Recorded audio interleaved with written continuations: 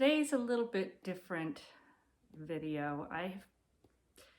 Everywhere I look, I am seeing videos, prepare, be a prepper, stock up, the sky is falling, all these things. And I've tried to kind of avoid stepping into that. But I thought maybe it's something that needs to be addressed. I have been asked if I'm a prepper. I've asked a lot of things. The election is this week. There's so much uncertainty, and I'm not going into the politics, not going there at all. Everyone has the right to their opinion and their vote. So I'm not going to step in that at all. And this is something that Mrs. Lori and I talked about while I was visiting her. We don't see ourselves as preppers. I see myself as trying to be prepared for what life throws at me. And that can be just about anything. We have had job losses with no income. We have had floods and snows and all kinds of things that block us off from being able to get into town and buy what we want or need. So I don't see myself as a prepper. I do stock things, and that is just wisdom. Living in a remote type of place, no matter how far that remote is, if it's can be difficult to access at times, it's just wise to have what you need on hand. So I'm not a prepper, but I do think that maybe this week with the uncertainties, I don't know that I'll be going out of my house. And if I don't have a need to, I won't. And I don't live in fear. I don't live in fear. I know the Lord is with me no matter what, so I don't live in fear. I got on airplanes this last week and flew into what some would call a hotbed of COVID. I wasn't afraid. I didn't like wearing the mask for so many hours, but I wasn't afraid. And I'm not afraid of the election. I'm worried that there's going to be maybe some crazies trying to cause trouble, but I don't know that. So wisdom tells me just don't go in if you don't need to. Just stay home and take care of all of the many things that you're responsible for, and that's what we need to do. So I'm not coming on here telling people stock up, go crazy. And if you haven't been preparing for life already, it's never too late. But I don't take anything as the sky is falling. I've been through too many things in my life that my God always gets me through. He will give me what I need. So that's how I live. Do I stock up? Yes. And I have been told that, well, you must not be much of a Christian if you don't trust God to give it to you when you need it. Well, anyone that would say that, I would point to the Bible, the Word of God, and ask them to look at Noah, ask them to look at Joseph, ask them to look at our ancestors who came to this country and crossed the country in covered wagons, who farmed in the East, and they didn't know from one year to the next if their harvest that year would be successful, or if something would happen to destroy what they had. So as far as recently as my grandmother, this is how people lived. They put away when they could, when times were good, they always put away. And you don't panic, you don't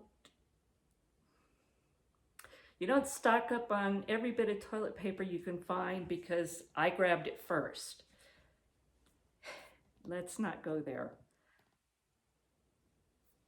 Our ancestors, far back and recent, had to plan ahead. They had to put away because it might have meant survival or not.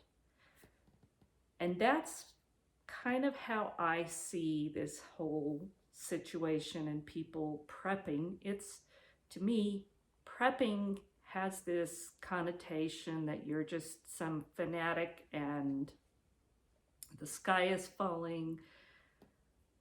We better do this right now because things are going to get bad. Well, things can get bad any point in your life, and it may have nothing to do with SHTF or elections or COVID or anything else. I will say that during COVID, I was very happy that I could, for the most part, stay home.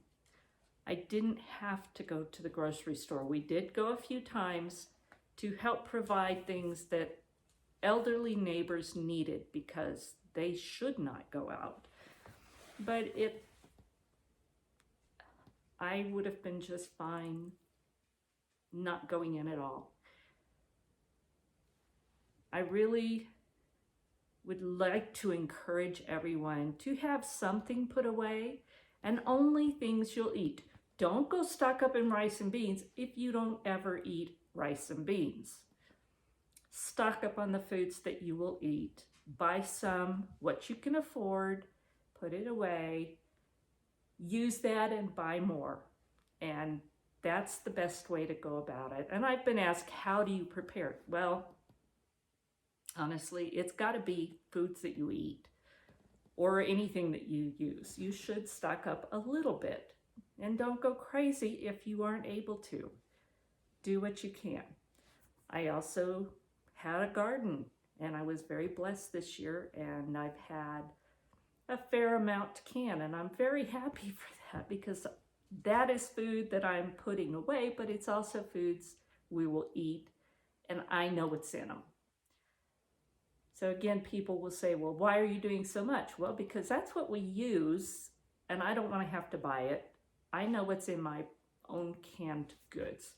So again, you will always have a naysayer. You will always have those that are on the other side and say, no, you just got to buy all this rice and beans and prepared meals and all these things. No, you don't. And I'm not going to belabor it.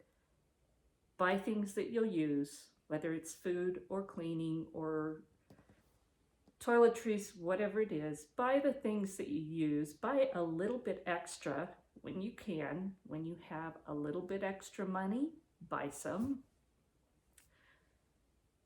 And rotate through it. Use it. But don't live in fear. Please don't live in fear. We weren't made to live that way. And we weren't made to live like we are in this pandemic where it's a constant state of fear. I won't live that way. And most of my good friends feel the same way. We will go on with life. Be wise. Be wise. Just don't do anything stupid. But don't let fear control you, because fear will destroy your happiness. It will destroy so much. That is not what we're meant to do. So I guess that's it for now. I just wanted to come on and let people know how I felt about this, and because I had been asked, what would I do? What do? I put things away whenever I can, and I put away things that we'll use. And it's that simple. And my faith gets me through whatever I need to get through. And I don't share all the things in my life that have gone wrong. I've had a lot of loss. But I've learned to trust my God, and He will take care of me. And that's called faith. So that's how I get through it. Not everybody believes, and not everybody's going to agree with what I just said and why I said it. But that's me. That's my life, and that's how I feel. So I pray that as this week unfolds, that it will be an honest, true election, that there will be no violence, that there will be no intimidation, that everyone who is able to vote, and I will say as a citizen because I believe that to be true, I hope all of you go exercise your right to vote. That's one of the greatest privileges we have, but it's so important. There's a lot riding on this election, I believe, and I just pray that it is peaceful and that there is no wrongdoing on anyone's part. And love each other. Come on, we're not made to live in hate either. We are told to love your neighbor as yourself. It doesn't matter if you don't agree with their opinion. That doesn't matter. Have a nice, peaceful, respectful conversation about it. Or just avoid the topic if you think it can't be that way. But to show such hatred toward people that as I'm seeing this time, it's very saddening. And I just pray that that does not escalate. So I pray that you all will have a great week. I pray that you will go out and vote. I pray that you'll stay safe and healthy, and you and your families. And I pray that this election will be peaceful, nonviolent, and that this country can heal and move forward, because we really need to do that no matter what. We have got to come back together and heal. So that's my prayer for you all. God bless, and we'll talk soon.